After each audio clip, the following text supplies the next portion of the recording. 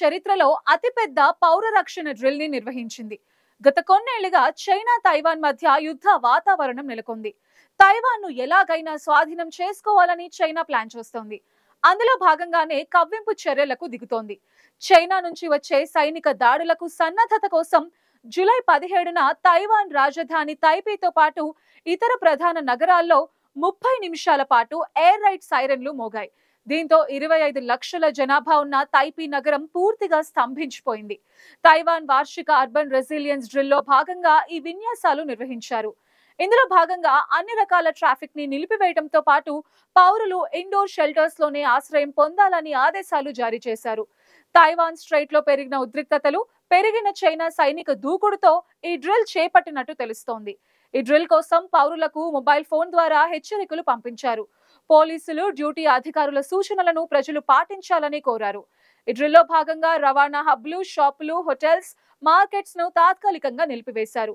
ఈ డ్రిల్స్ ని తైవాన్ ప్రజల యుద్ధ సన్నద్ధతను పరీక్షించడానికి చైనా గ్రే జోన్ వ్యూహాలకు ప్రతిస్పందనగా రూపొందించబడిందని తైవాన్ రక్షణ మంత్రిత్వ శాఖ తెలిపింది.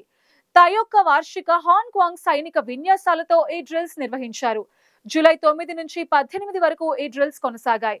హాంగ్ కాంగ్ 41 ఎక్సర్సైజ్ తైవాన్ చరిత్రలో అతిపెద్ద సైనిక విన్యాసమని తైవాన్ అధికారులు చెప్తున్నారు. ఈ డ్రిల్స్ లో 22,000 మంది రెగ్యులర్ సైనికులతో పాటు రిజర్వ్ సైనికులు కూడా పాల్గొన్నారు.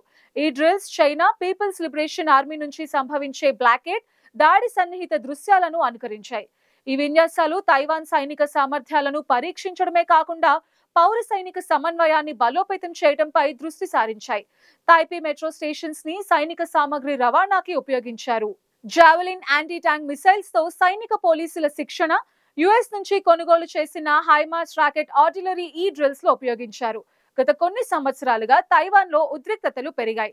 చైనా తైవాన్ ని తన భూభాగంగా పరిగణిస్తూ అవసరమైతే బలవంతంగా దాన్ని స్వాధీనం చేసుకోవాలని భావిస్తోంది. 2024 మేలో తైవాన్ అధ్యక్షుడు లాయ్ చింగ్తే ప్రమాణ స్వీకారం తర్వాత చైనా జాయింట్స్ వార్ 2024A అనే సైనిక విన్యాసాలను నిర్వహించింది. ఇందులో సముద్ర దాడులు, భూతల దాడులు, ఎయిర్ డిఫెన్స్, యాంటీ సబ్మెరైన్ కార్యకలాపాలు ఉన్నాయి. ఈ విన్యాసాలు తైవాన్, కిన్మెన్, మాత్సు వంటి ద్వీపాల చుట్టూ జరిగాయి. ఇక ఈ ఏడాది ఏప్రిల్లో చైనా మరో పెద్ద ఎత్తున సైనిక విన్యాసాలను నిర్వహించింది. ఇందులో షాండాంగ్ ఎయిర్ క్రాఫ్ట్ క్యారియర్, 125 విమాన సార్టీలు ఉన్నాయి. ఈ డ్రిల్లను చైనా తైవాన్ స్వాతంత్రవాదుల చర్యలకు శిక్షగా, విదేశీ జోక్యానికి హెచ్చరికగా చేపట్టింది. ఇక తైవాన్ చేపట్టిన ఈ విన్యాసాలలో ఎయిర్ రైడ్ హెచ్చరికలు, సామూహిక తరలింపులు, కీలకమైన సౌకర్యాల రక్షణ వంటి అంశాలు ఉన్నాయి. అలాగే చైనా డిస్ఇన్ఫర్మేషన్ క్యాంపెయిన్లను ఎదుర్కోవడానికి ప్రజల సామర్థ్యాన్ని పరీక్షించడం కూడా ఈ డ్రిల్లో భాగంగా చేపట్టారు. యుద్ధ సమయంలో పౌర సైనిక సమన్వయాన్ని మెరుగుపరచడం లక్ష్యంగా ఈ డ్రిల్స్ చేపట్టినట్టు తైవాన్ రక్షణ మంత్రి వెల్లింగ్టన్ కు తెలిపారు. ఈ డ్రిల్స్ రష్యా యుక్రెయిన్ యుద్ధం నుంచి నేర్చుకున్న పాఠాలను ఆధారంగా చేసుకున్నాయి.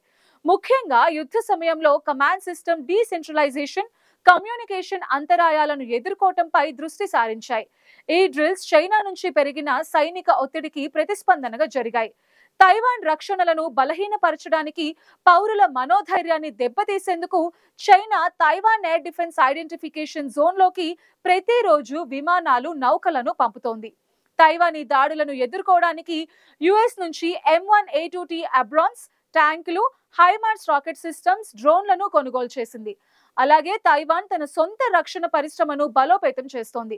చైనీస్ తయారీ భాగాలను తొలగించి స్థానిక ఉత్పత్తిని ప్రోత్సహిస్తోంది. ఈ డ్రిల్స్ లో Taiwan military long range naval precision strikes, air superiority, urban defence వ్యూహాలను పరీక్షించింది. ఇక అమెరికా తైవాన్ కు ప్రధాన రక్షణ భాగస్వామిగా ఉంది. తైవాన్ చేపట్టిన డ్రిల్స్ ని సమర్థిస్తూ తైవాన్ లో శాంతిని కాపాడాలని చైనాపై ఒత్తిడి తీసుకొస్తోంది. యుఎస్ డిఫెన్స్ సెక్రటరీ పీట్ హెగ్సెట్ ఇటీవల ఏషియా పర్యటనలో చైనా దూకుడును విమర్శించారు. చైనా ఈ డ్రిల్స్ ని స్వాతంత్రవాద చర్యలుగా ఖండిస్తూ తైవాన్ అధ్యక్షుడు లాయ్ చింగ్తేను పారానాయిడ్ గా పేర్కొంది.